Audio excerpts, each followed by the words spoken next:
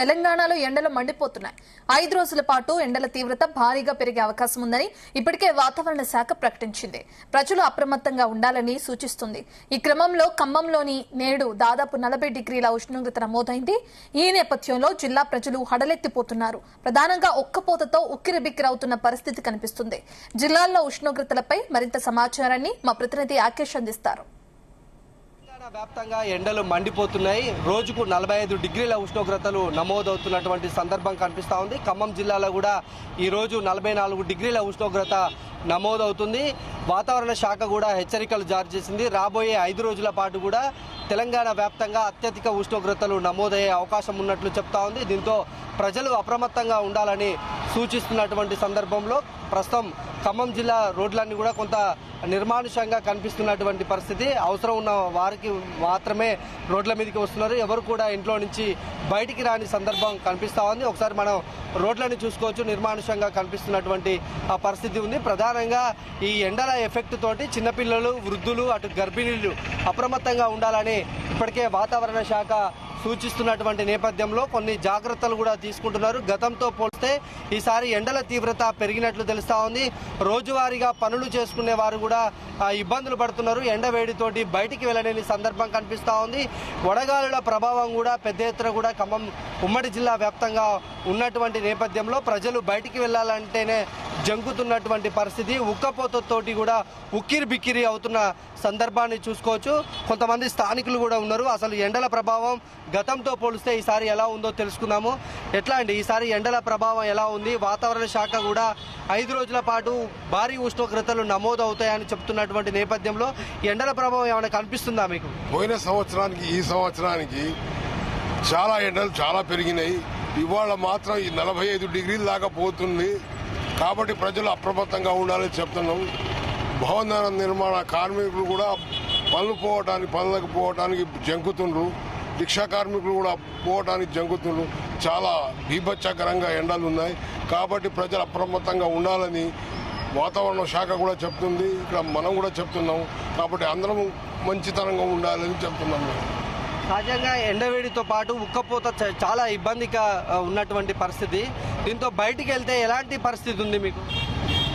బయటికి వెళ్తే అసలు ఉడకతోటి ఫస్ట్ అసలు ఎండ తీవ్రత ఒకటి, ఇంకొకటి ఏంటంటే ఉడక అసలు కొద్దిసేపు నిలబడితే చెట్ల కింద నిలబడినా కూడా ఉడకతోటి బయటికి వచ్చి అసలు చెమట మొత్తం డ్రెస్ మొత్తం బయట ఒక అర్ధ గంట బయటికి పోయి రాగానే డ్రెస్ మొత్తం తడవటం జరుగుతుంది.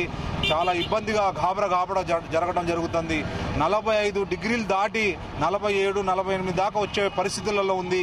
ఇవాళ నుంచి ఇంకా ఎండలు పెరుగుతున్నాయని చెప్పి తెలంగాణ ప్రభుత్వం కూడా హెచ్చరిక చేయడం జరిగింది. కాబట్టి ఇవాళ ఉన్న పరిస్థితులలో ఇవాళ తెలంగాణలో ఖమ్మం జిల్లాలో ఎండలు అయితే చాలా ఘోరమైన పరిస్థితులలో ఉన్నాయి.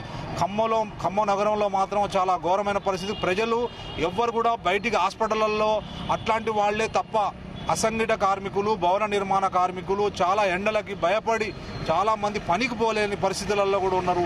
ఈ ఎండని మనం చాలా జాగ్రత్తగా ఈ వారం రోజులు, ఈ 10 రోజులు తెలంగాణ ప్రభుత్వం చెప్పినట్టు ఈ వారం 10 రోజులు మాత్రం పనికి పోకుండా చాలా జాగ్రత్తగా మన ఆరోగ్యాన్ని మనం కాపాడుకుంటే మనకు చాలా అవసరం ఉంటుంది. పిల్లలకి మనకి చాలా భవిష్యత్తు బాగుంటుందని చెప్పేసి తెలియపడుతుంది.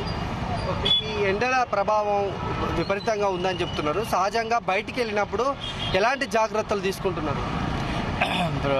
ప్రభుత్వం చెప్పినట్టుగా ప్రజలు దానికి అనుసంధానంగా జాగ్రత్తలు తీసుకున్నప్పటికి కూడా కొద్దిగా ఎండ తీవ్రత అనేది ఎక్కువ ఉంది. కాబట్టి ప్రజలు కూడా ఆ విధంగా అవసరం ఉన్న మేరకే వస్తున్నారు.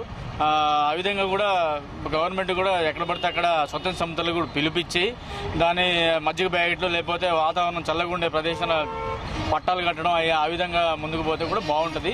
విధంగా స్వచ్ఛంద సంస్థలు కూడా ఎక్కడ వాళ్ళకి వెసులుబాటుగా ఎక్కడ ప్రజలకు సేవ చేయాలన్న ఉద్దేశం ఉంటే వాళ్ళు స్వచ్ఛందంగా బయటకు వచ్చి ప్రజలకు సేవ చేయడం చాలా ముఖ్యం. ఎందుకంటే ఎండ తీవ్రత ఎక్కువ ఉంది.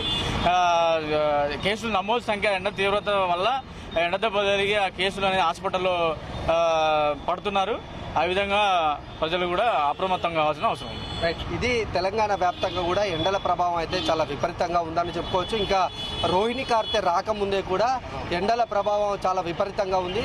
ఇంకో 2-3 రోజుల్లో కూడా రోహిణి కార్తె వస్తున్నటువంటి సందర్భంలో ఎండలు భారీగా పెరిగేటువంటి పరిస్థితి కనిపిస్తూ ఉంది. ఇప్పటికే వాతావరణ శాఖ కూడా హెచ్చరికలు జారీ చేస్తూ ఉంది. ప్రజలు అప్రమత్తంగా ఉండాల్సినటువంటి అవసరం ఉంది. ఉదయం 10 గంటల నుంచి సాయంత్రం 4 గంటల వరకు కూడా ఎవరు రోడ్ల మీదకి రావద్దు, అత్యవసర పనులు ఉంటే తప్ప ఎవరు కూడా రోడ్ల మీదకి రావద్దని వాతావరణ శాఖ సూచిస్తోంది. ఇక వడదెబ్బ ప్రభావంతో పెద్ద ఎత్తున కూడా ఆసుపత్రికి బాధితులు క్యూ కడుతున్న సందర్భాలు కనిపిస్తున్నాయి. ఇప్పటికే అటు ప్రైవేటు ప్రభుత్వ ఆసుపత్రులకు సంబంధించి వడదెబ్బతోటి బాధితుల సంఖ్య పెరిగినట్లు తెలుస్తా ఉంది. ఈ ఎండల ప్రభావంతో ఇప్పటికే రాష్ట్ర వ్యాప్తంగా 10 మంది మృత్యువాత పడినటువంటి ఘటన. ఖమ్మం జిల్లాలో కూడా దాదాపు ముగ్గురు చనిపోయినట్లు తెలుస్తా ఉంది. ఇంకా ఇది అఫీషియల్గా ఉన్న సమాచారమే తప్ప అన్అఫీషియల్గా కొంతమంది కూడా చనిపోయినట్లు వడదెబ్బతోటి తెలుస్తా ఉంది. మొత్తానికి ఎండల ప్రభావం ఈసారి ఖమ్మం జిల్లా వ్యాప్తంగా, టోటల్గా తెలంగాణ వ్యాప్తంగా కూడా పెద్ద ఎత్తున కూడా ఉష్ణోగ్రతలు నమోదవుతున్నాయి. రాబోయే 4 రోజులు చాలా అప్రమత్తంగా ఉండాలని వాతావరణ శాఖ రెడ్ అలర్ట్ కూడా ప్రకటించింది. కెమెరామెన్ శరత్తో యాకేష్, జీ తెలుగు న్యూస్, ఖమ్మం.